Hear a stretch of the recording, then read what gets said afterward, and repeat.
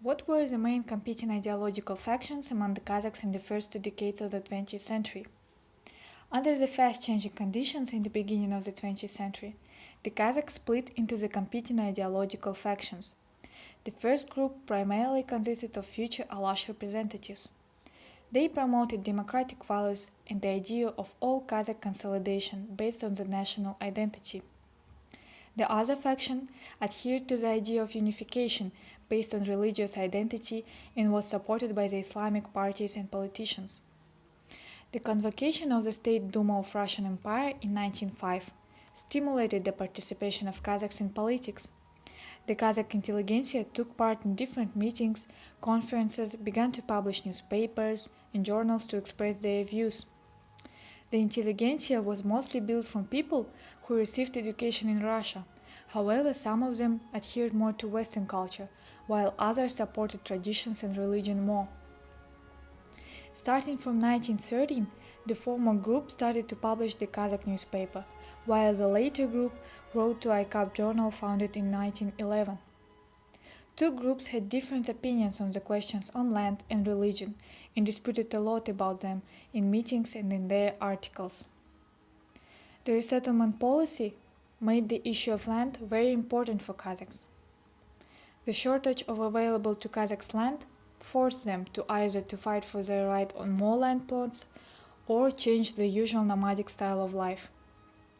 The editor of Kazakh, Ahmed Baitursunov, wrote that 15 desetiners offered to each man's settlement were not enough for living, considering the climate Kazakhs lived in.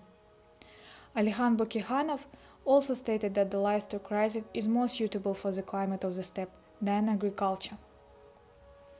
This is the reason why later on one of the points of Alash program will be the return of the land taken from Kazakhs during resettlement.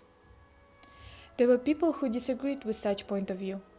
Karataev, Lapin, Seidal and Narimaev criticized the Bokikhanov's adherence to nomadic norms. Their view was that Kazakhs should take the given land, settle on it to assure its possession. In spite of some extent of exaggeration when they write that Kazakhs may lose all land and disperse quite soon, they consider and take into account the power of Tsar and later of Bolsheviks, while Alash didn't.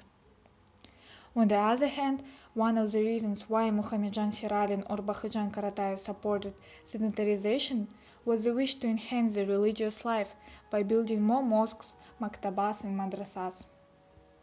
The role of the religion itself was another point of disagreement between the parties. One of the groups supported the idea of democratic secular state, while another promoted Islamic state model. During his speech in council meeting in 1914, Bokikhanov stated that Sharia system is too harmful to Kazakhs, especially because at most half of them are Muslims. He and his supporters saw future of Kazakhs as a democratic secular state, where the gender equality, freedom of self-determination and humanism are valued.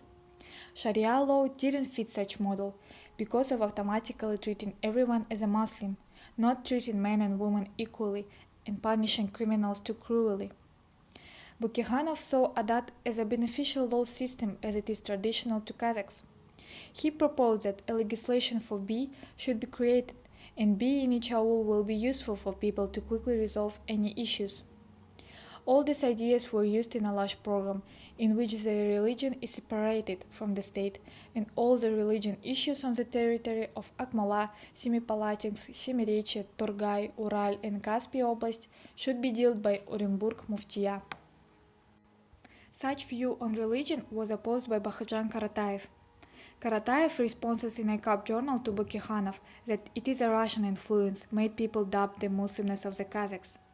He stressed that Adat was imposed to Kazakhs by the government and the Kazakhs do not understand the general civil law. His words were supported by a list of mullahs and mirzas. This group wanted to create a state which is formed in according to Sharia. They believed that Kazakhs should be divided with Uralsk, Torgay, Semipalat, Akhmala Oblast being under the control of Orenburg Muslim Spiritual Assembly, and with Turkestansky Krai being a separate muftiyat.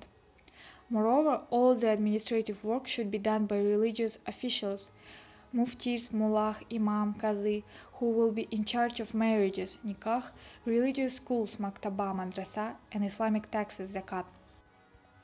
Despite coming to a consensus about joining the spiritual assembly, there was still an important difference in the view of the state model. The Russian Empire started its expansion on Kazakh territories in the middle of 17th century, and it continued till the middle of 19th century. The northern parts thus were influenced by the Russian culture, while the southern parts were affected more by the Central Asian Muslim states, what led to such contradiction in an understanding of Kazakh identity. The discussed ideologies developed during the first decades of the 20th century and were actively promoted in 1917. However, because of the fast-changing events during this time period, the parties didn't have enough time and resources to realize their propositions. A large program was mainly a list of ideas without a concrete description of their implementation, and the disagreements among Kazakh factions didn't allow any of the sides to withstand. The conflict of views among Kazakhs ended when Bolsheviks came to power in late 1917. Bolsheviks took the initiative, and as a result, all the previous ideologies dispersed into communism by 1920.